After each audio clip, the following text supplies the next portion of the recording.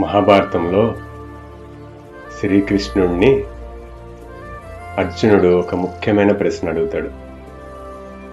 కృష్ణ, మన జీవితంలో అన్నీ మన విధిరాత ప్రకారం, అన్నీ మన తలరాత ప్రకారం రాసుంటే మనం కష్టపడటం దేనికి, మనం ప్రయత్నించడం దేనికి, వృధా కదా అని చెప్పి అడుగుతాడు.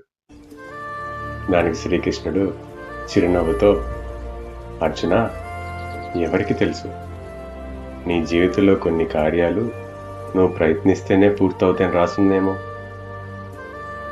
నవ్వుతూ, నీ ధర్మం నువ్వు నిర్వర్తించు, నీ ప్రయత్నం నువ్వు చేయి, ఫలితం ఆశించుకో, ఫలితం గురించి నేను చూసుకుంటాను. మనందరం నేర్చుకోవాల్సింది ఏంటంటే, ప్రయత్నం అనేది సర్వకార్య సాధనం. ఏ పని పూర్తి చేయాలన్నా మొదలు పెట్టడం ముఖ్యం, ఏ పని పూర్తి చేయాలన్నా ప్రయత్నించడం ముఖ్యం. మిగతాది ఆ విధే నిర్ణయిస్తుంది.